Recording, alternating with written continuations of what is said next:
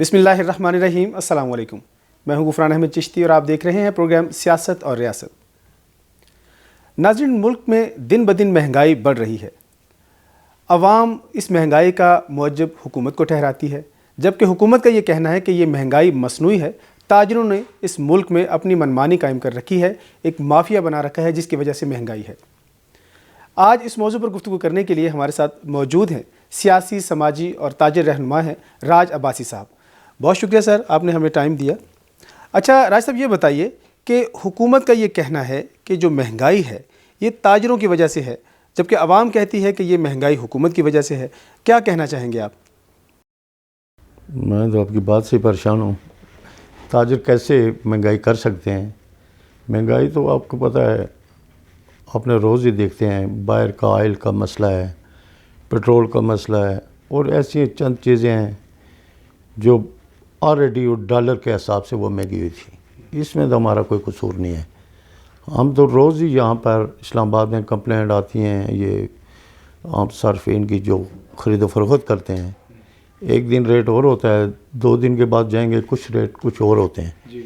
ये वहाँ से ही करते हैं, और अगर कोई करता भी है तो मेन ताजर जो होते हैं वो होल सेल होते हैं, बड़े मंडियों में, वहाँ से वो रेट निकलते हैं। तो जहाँ पर 5 पैसे 10 पैसे 5 रुपये 10 रुपये, यही ज़्यादा से ज़्यादा 10% ताजर जो है, छोटा जो ताजर है, दुकानदार है, वो टोटल उसकी इनकम जो है हर 100 रुपये के ऊपर उसके ज़्यादा से ज़्यादा 10 रुपये होते हैं। 2 रुपये 1 रुपया 2 रुपये से शुरू होता है और 10 रुपये तक ये प्रॉफिट जाती है। तो इसमें हमारा छोटे ताजरों का, क्योंकि हम छोटे ताजर हैं, होल सेल का जो काम है मंडियों में होता है, लाहौर में होता है, पिंडी में होता है और दीगर शहरों में, वहाँ से माल लेके आते हैं तो रेट वहाँ ही फिक्स होते हैं। उसमें तो वहाँ की जो इंतज़ामिया है वो वहाँ देखे, रेट चेक करे, फिर रेट जो आते हैं उसकी प्राइस लिस्ट होनी चाहिए, वो लोगों को मुहैया करेंगे इस पर लें। तो जहाँ कस्टमर हैं वो भी रेट लिस्ट नहीं चेक करते। मैं उस दिन गया हूँ, फ्रूट लेने गया हूँ, तो मैंने उससे पूछा भाई रेट लिस्ट है? मैं क्या लोग भी चेक करते हैं? कोई कस्टमर जो आते हैं कह रहे कोई नहीं चेक करता, कोई 100 में से 1-2 बंदे पूछते हैं। तो ये हमारा भी कसूर है। अक्सर मैंने मतलब जो पीटीआई के लोगों से बात की है, काफ़ी रहनुमाओं से मेरी बात होती है, वो ये कहते हैं कि जनाब जो दुकानदार है वो इमरान खान को 2 गालियाँ निकालता है और चीज़ 50 रुपये महंगी करके बेच देता है। अब इसमें बताएं, इसमें तो डायरेक्ट जो है वो इन्वॉल्व हो गया ताजर, इस बारे में आप क्या कहेंगे? यहाँ पर लोग यही कहते हैं कि कोई चीज़, मैं उस दिन गया हूँ कुछ ख़रीदने भी, खुद भी कह रहे हैं तब्दीली आ गई है। ये एक मजाक बन गया है तब्दीली का। इसका मकसद ये नहीं है कि इमरान खान ने महंगाई कर दी। महंगाई तो थ्रू आउट होती है लोगों को महंगाई है, हर आदमी महसूस कर रहा है कि पहले जो चीज़ें थी उससे उनका नहीं होता है। कल मेरे पास एक लोग आए हैं, मदरसा चला रहे हैं, वो कह रहे हैं हम 1 लाख से मदरसा चलाते थे, अभी हमारे अखराजात जो हैं वो 3 लाख पहुँच गए। ठीक है, आप कोई यहाँ कोई मेहरबानी करें, कोई लोग वहाँ पर जाएं और उस मदरसे की खिदमत करें।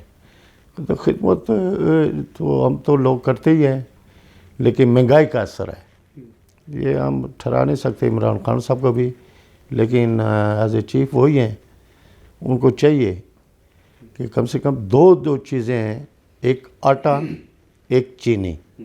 हमारे पास जितनी आबादी आप देखेंगे पूरे पाकिस्तान में, अभी तक तकरीबन 25% आबादी है, 75% ज़मीनें आप जाते हैं, यहाँ से लाहौर जाएं, मुल्तान जाएं, कहीं भी जाएं, खाली पड़ी हैं।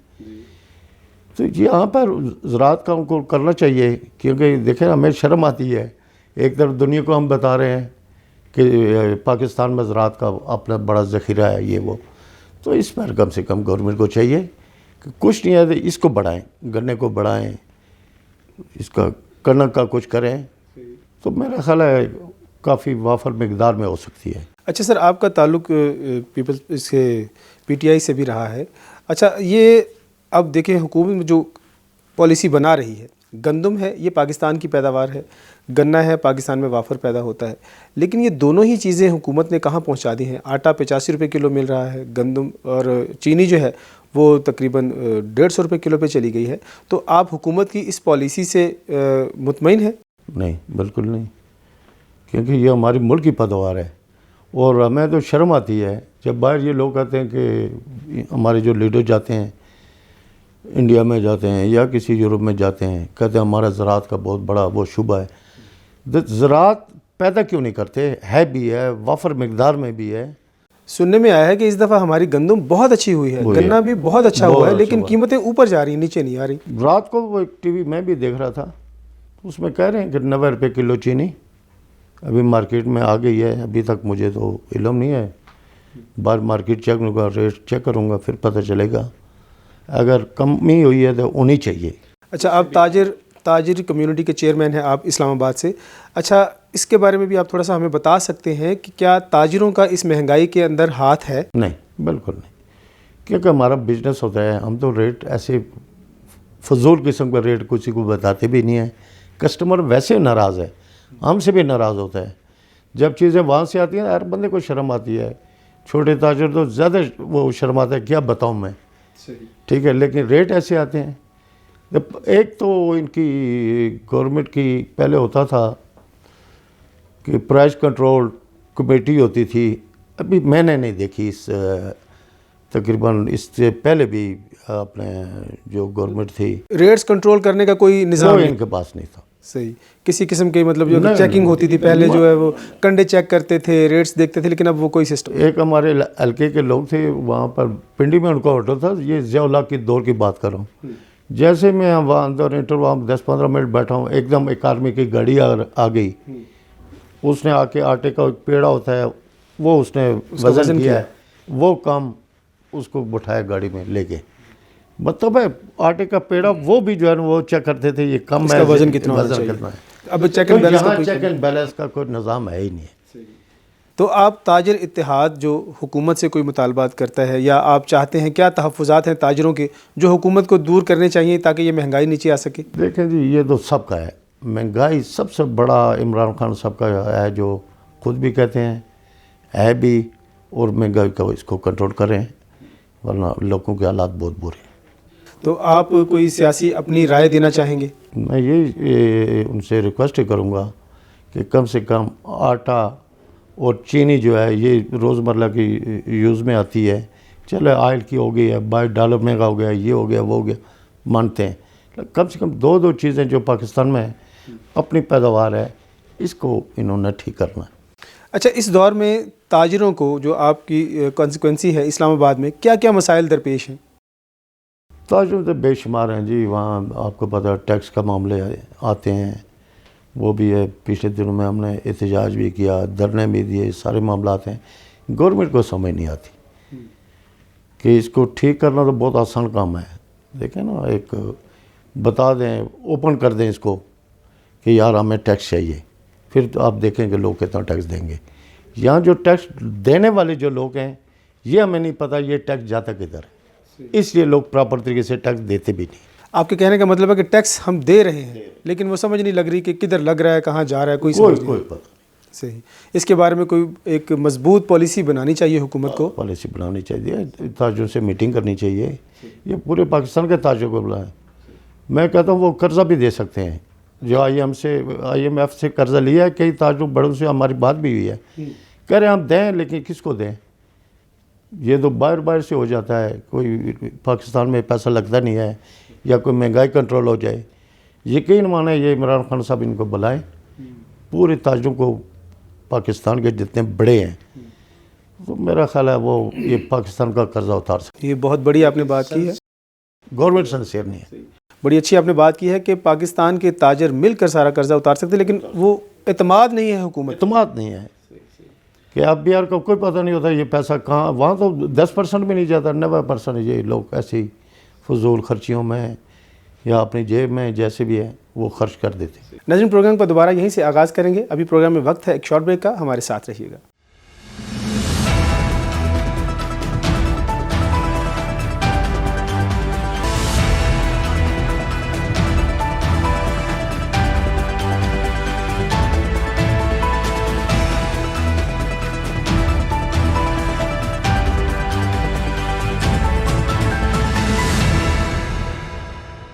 ویلکم بیک ناظرین، پروگرام کا دوبارہ آغاز کرتے ہیں۔ راج عباسی صاحب ہمارے ساتھ موجود ہیں۔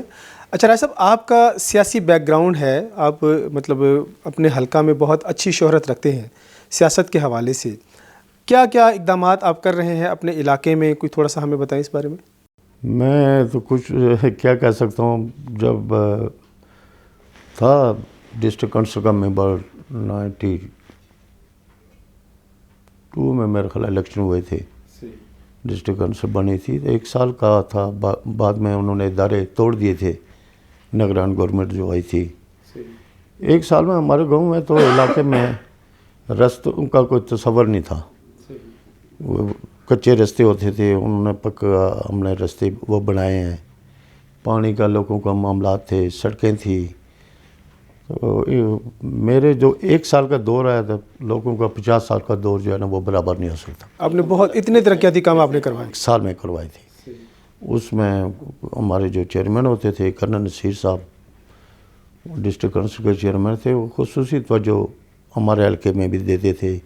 مرحوم یہ بھی فوت ہو گئے ہیں، کرنل یمین ہوتے تھے، منسٹر تھے، وہ ہمارے حلقے میں کافی انہوں نے کوشش کی ہے، تو ان کی وجہ سے میرے حلقے میں کافی ترقیاتی کام ہوئے تھے۔ اچھا، آپ کا تعلق بیسیکلی نون لیگ سے تھا، شاہد خاقان عباسی صاحب آپ کے حلقے پر اثر انداز ہوتے رہے ہیں؟ نہیں، میرے حلقے میں خیر انہوں نے دخل اندازی کوئی بھی نہیں کی، کیونکہ میں نون کا ہی تھا 85 سے۔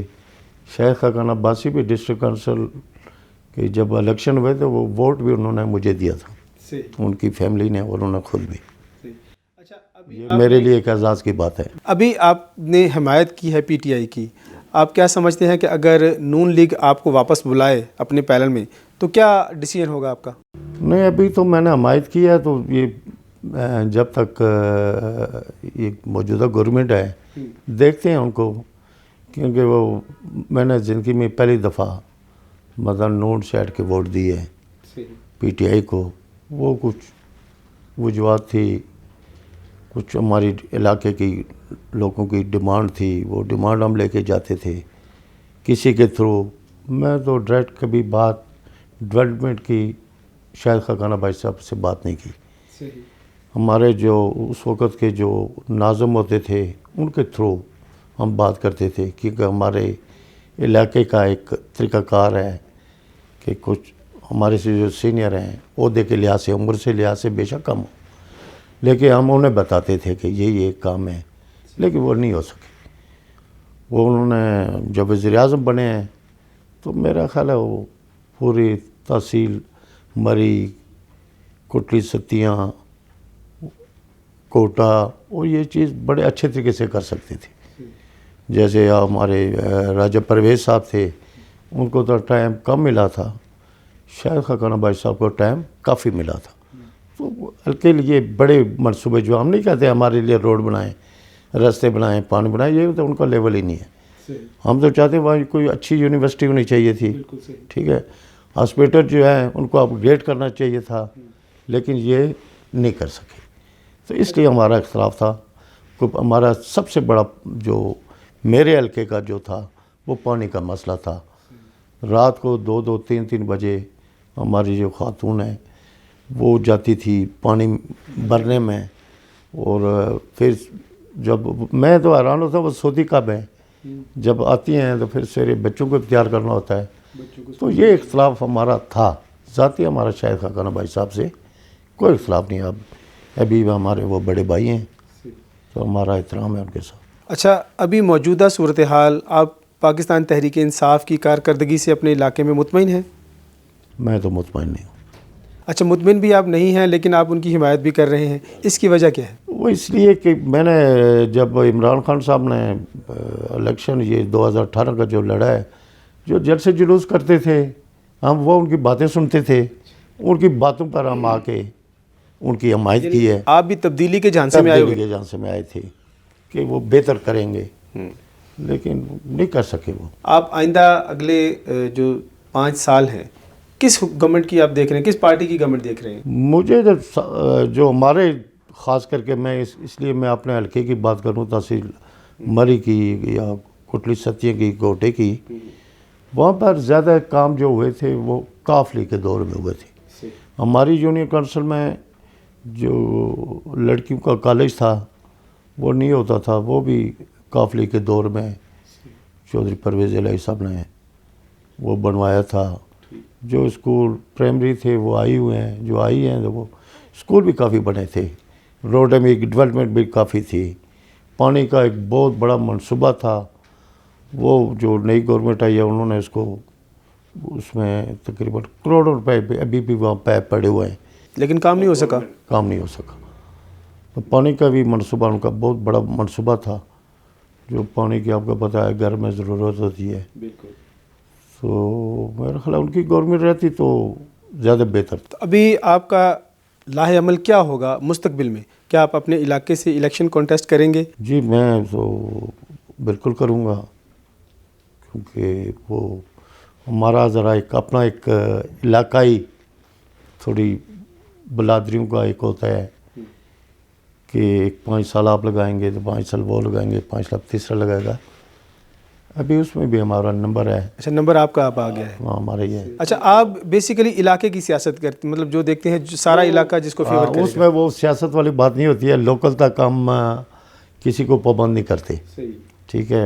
وہ یہ نہیں ہے کہ کسی کو ٹکٹ ملے، ٹکٹ پر ہمارا خود بلادریوں کا گاؤں میں وہ جرگہ ہوتا ہے، اس میں بیٹھ کے وہ فیصلے کیے جاتے ہیں، تو وہ جو کہیں گے انشاءاللہ اسی طریقے سے ہوگا۔ اچھا، آپ کی بہت نیک نامی ہے علاقے میں، مطلب غریب پرور آپ ہیں، سب لوگ آپ کو جانتے ہیں، بڑے اچھے طریقے سے جانتے ہیں۔ کیا کسی پارٹی کا سہارا لیں گے پی ٹی آئی کا، یا اس کو چھوڑ کر آپ بالکل آزاد الیکشن لڑیں گے؟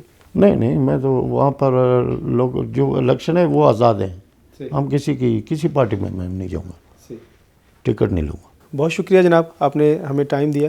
ناظرین، آپ نے راج عباسی صاحب کی باتیں سنی۔ ان کا کہنا ہے کہ تاجر برادری اتنی مضبوط ہے کہ اگر حکومت ان کو اعتماد میں لے تو وہ IMF کا قرضہ جتنا بھی پاکستان کے اوپر ہے وہ بھی اتار سکتے ہیں، لوگوں کو قرض دے سکتے ہیں، لیکن حکومت پہلے ان کو اعتماد میں لے۔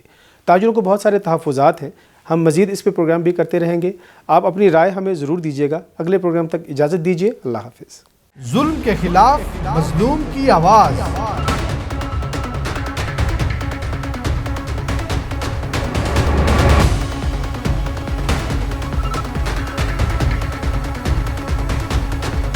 آپ کی امنگوں کا ترجمان،